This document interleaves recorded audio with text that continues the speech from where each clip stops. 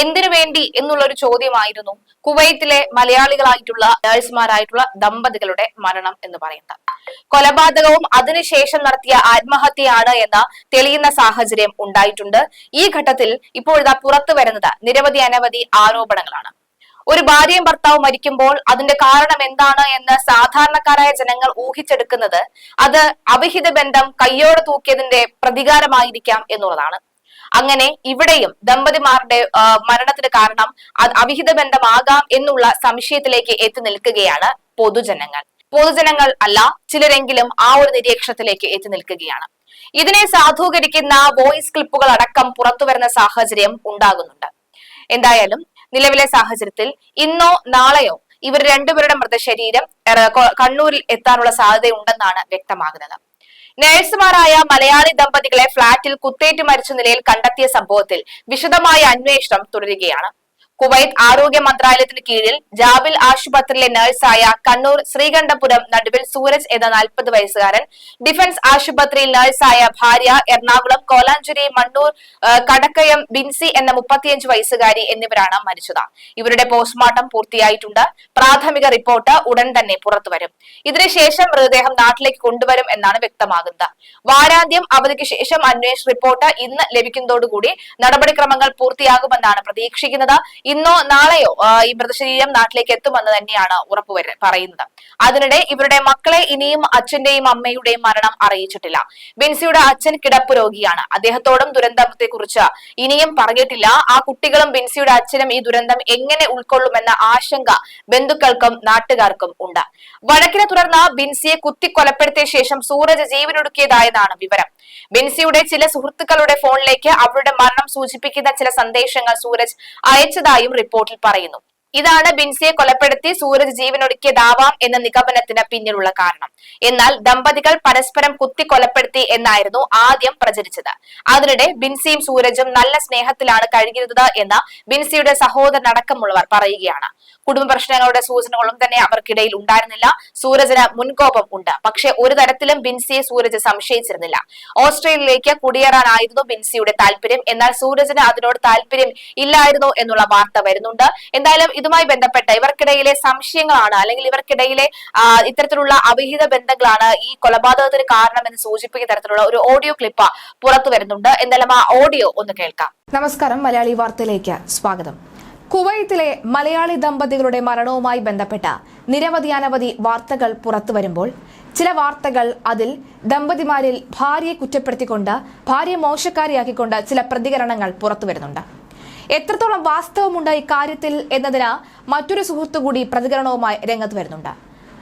കുവൈത്തിൽ മലയാളി ദമ്പതികളുടെ മരണത്തിന് പിന്നിൽ ഭർത്താവിന്റെ സംശയരോഗമല്ല, മറിച്ച് ഭാര്യയുടെ അവിഹിത ബന്ധമാണ് എന്നടക്കമുള്ള കാര്യങ്ങളും വരുന്നുണ്ട്. ആദ്യം നമുക്ക് ഈ ഭാര്യയെ കുറ്റപ്പെടുത്തിക്കൊണ്ട് നടത്തുന്ന ഒരു ഓഡിയോ, ഒരു സുഹൃത്താണ്, സഹപ്രവർത്തകയുടെ അടുത്ത ബന്ധുവാണ് എന്ന് പറഞ്ഞുകൊണ്ട് വരുന്ന ഒരു ഓഡിയോ ഉണ്ട്. നമുക്ക് ആദ്യം ആ ഓഡിയോ ഒന്ന് കേൾക്കാം.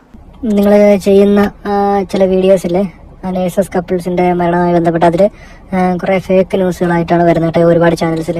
അപ്പം ആൾക്കാരെ അത് തെറ്റിദ്ധരിക്കുന്നുണ്ട്. അതിന്റെ യഥാർത്ഥ കാരണം അതുകൊണ്ട് തന്നെ പുറത്ത് വരുന്നില്ല. അത് എൻ്റെ ഒരു ഫ്രണ്ട് ഈ ഡിഫൻസിൽ വർക്ക് ചെയ്യുന്ന ഒരു സിസ്റ്റർ ഉണ്ട്. ആ സിസ്റ്റർ എൻ്റെ അടുത്ത് ഇതുപോലെ പറഞ്ഞായിരുന്നു. അപ്പോൾ ആരെങ്കിലും അറിയിക്കാൻ പറ്റുമെങ്കിൽ ഒന്ന് അറിയിക്കുക, സത്യങ്ങൾ പുറത്തു വരട്ടെ എന്നുള്ള രീതിയിൽ പറഞ്ഞതുകൊണ്ട് മാത്രം ഞാൻ നിങ്ങളെ കോൺടാക്ട് ചെയ്തതാണ്. അതിൽ ഹസ്ബൻഡിനെ കുറ്റപ്പെടുത്തിയാണ് എല്ലാ വീഡിയോസും പോസ്റ്റുകളെല്ലാം വരുന്നത്. കാര്യം അവരെ നഴ്സിംഗ് പഠിപ്പിച്ചെന്നോ ജോലി വാങ്ങിക്കൊടുത്തെന്നോ അങ്ങനെയൊന്നും, അതൊക്കെ പിന്നെ അയാള് സൈക്കോ ആണെന്നും പിന്നെ സംശയരോഗിയാണെന്നും ഡെയിലി മർദ്ദിക്കാറുണ്ടെന്നും അങ്ങനെയൊക്കെയുള്ള കുറേ ഫേക്കായിട്ടുള്ള കുറേ കാര്യങ്ങൾ ഇതിൽ പറയുന്നുണ്ട് എല്ലാ വീഡിയോസിലും. അപ്പോൾ ആരോ ഒരാൾ ഇറക്കിയ വീഡിയോസ് ബാക്കിയുള്ള എല്ലാവരും കോപ്പി ചെയ്യുന്നതായിട്ടാണ് എനിക്ക് തോന്നിയിട്ടുള്ളത്. കാരണം എല്ലാവരും ഇതാ പറയുന്നത്. ഇതിൽ അവരെ കൂടെ തന്നെ വർക്ക് ചെയ്യുന്ന ഒരു സിസ്റ്റർ എൻ്റെ അടുത്ത് പറഞ്ഞ കാര്യമാണ് ഞാൻ ഈ പറയുന്നത്. അതിലവർ പറയുന്നതെന്ന് വെച്ചാൽ, ചില യൂട്യൂബേഴ്സൊക്കെ സംശയിക്കുന്നത് പോലെ ഇതിൽ മൂന്നാമതൊരാളിൻ്റെ ഒരു പ്രസൻസ് അവിടെ ഉണ്ടായിട്ടുണ്ട്. പ്രസൻസ് എന്ന് വെച്ചാൽ അവർ തമ്മിലൊരു ബന്ധം ഉണ്ടായിരുന്നു. ആ ബന്ധം ഇത് ഹസ്ബൻഡ് അറിഞ്ഞു. അങ്ങനെയാണ് ഇത് വിഷയം ഉണ്ടായത്. അത് കൊലപാതകത്തിലോട്ട് പോയത്. ഈ ആള് മുകേഷ് എന്നാണ് അയാളുടെ പേര്. അയാള് ഈ സിസ്റ്ററിന്റെ കൂടെയാണ് വർക്ക് ചെയ്യുന്നത്. അയാൾ മെഹബുള്ളയാണ് താമസിക്കുന്നത്. മുകേഷ് നിക്കി എന്നാണ് അയാളുടെ പേര്, ഫുൾ പേര്. പുള്ളിക്കാരന് ഇതുപോലെ ഒരുപാട് ലേഡീസൊക്കെയുമായിട്ടുള്ള ബന്ധമുള്ളതായിട്ടൊക്കെ അവർ പറയുന്നുണ്ട്. പിന്നെ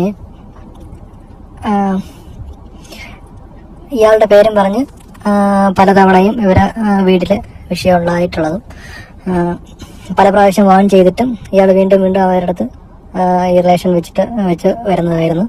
അത് കഴിഞ്ഞിട്ട് ലാസ്റ്റ് എയർപോർട്ടിൽ നിന്ന് ഇവരെ ലീവ് കഴിഞ്ഞ് വന്നപ്പോൾ എയർപോർട്ടിൽ നിന്ന് പുള്ളിക്കാരൻ ഇവരൊറ്റയ്ക്ക് വന്ന നാട്ടിൽ നിന്ന് പുള്ളിക്കാരൻ അവരെ അവിടെ വന്ന് പിക്ക് ചെയ്ത് ഇവരെ ഫ്ലാറ്റിലോട്ടൊക്കെ അങ്ങോട്ടും ഇങ്ങോട്ടും ഒക്കെ പോയിട്ടുള്ളതായിട്ടൊക്കെ ഉള്ള തെളിവുകൾ മറ്റു പുള്ളിക്ക് കിട്ടിയത് കൊണ്ടാണ് ഈ കൊലപാതകത്തിലോട്ട് കലാശിച്ചത്. പിന്നെ ഇതില് പുള്ളിക്കാരൻ ഇത് മർഡർ ചെയ്തതിന് ശേഷം ഫോട്ടോ എടുത്ത് ഈ മുകേഷിന് അയച്ചു കൊടുത്തിട്ട് നിന്നെയും കൊല്ലുമെന്ന് പറഞ്ഞായിരുന്നു. പുള്ളിക്കാരൻ അവിടെ നിന്ന് അപ്പോൾ റൂമിൽ നിന്നൊക്കെ ഇറങ്ങി ഓടിയതോ ഫ്രണ്ടിന്റെ റൂമിലൊക്കെ പോയിരുന്നു. അങ്ങനെ റൂമിലിരുന്ന് ഇയാളും മരിച്ചു എന്ന് കൺഫേം ആയതിനു ശേഷമാണ് പിന്നെ അയാൾ ഡ്യൂട്ടിക്ക് വന്നതെന്നാണ് ആ സിസ്റ്റർ എൻ്റെ അടുത്ത് പറഞ്ഞത്.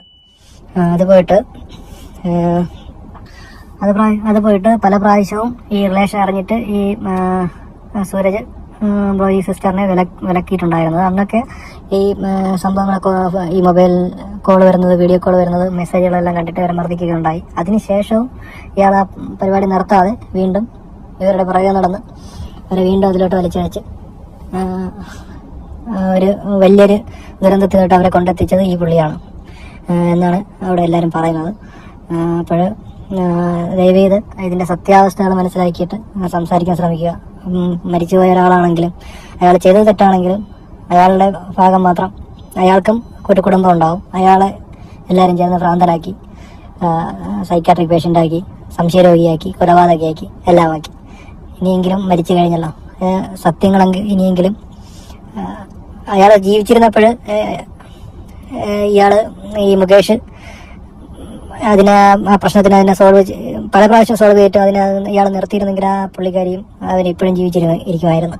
അപ്പോൾ അതിനൊന്നും നമുക്ക് ആർക്കും അത് ഒന്നും ചെയ്യാൻ പറ്റില്ല. പുള്ളി മരിച്ചതിന് ശേഷം വീണ്ടും കൊലപാതകം ചെയ്തിട്ടുണ്ടെങ്കിലും നമ്മൾ അതിനെ ഇനിയെങ്കിലും അതിന്റെ സത്യം മനസ്സിലാക്കണമെന്ന് ഒരിതുണ്ട്. ഇതുമായി ബന്ധപ്പെട്ട, അതായത് ഇത്തരത്തിലുള്ള ഓസ്ട്രേലിയയിലേക്ക് താമസം മാറുന്നതും അത്തരത്തിൽ ഇവരുടെ ജീവിതത്തിലേക്ക് മൂന്നാമതൊരാൾ കടന്നു വന്നതും ഒക്കെയാണ് ഇവരുടെ ജീവിതത്തിൽ ഉണ്ടായ പ്രശ്നം എന്നൊക്കെ തന്നെയാണ് ചിലർ പറയുന്നത്. ഏതായാലും ബാഹ്യശക്തികൾ ഈ സംഭവത്തിൽ പങ്കില്ലെന്ന് തന്നെയാണ് സൂചന. പ്രദേശത്തെ CCTV എല്ലാം തന്നെ പോലീസ് പരിശോധിച്ചിട്ടുണ്ട്. മൂന്നാമതൊരാൾ ആ ഫ്ളാറ്റിലേക്ക് കടന്നു ചെല്ലാനുള്ള സാധ്യത ഏതായാലും ഇല്ല. മലയാളികൾ തിങ്ങിപ്പാർക്കുന്ന അബ്ബാസിയയിലെ ജലീബിലാണ് ഈ സംഭവം. ദമ്പതികൾ തമ്മിൽ വഴക്കുണ്ടായതായും സ്ത്രീ സഹായത്തിനായി നിലവിളിച്ചതായും സമീപവാസികൾ പബ്ലിക് പ്രോസിക്യൂഷന് മൊഴി നൽകിയിട്ടുണ്ട്.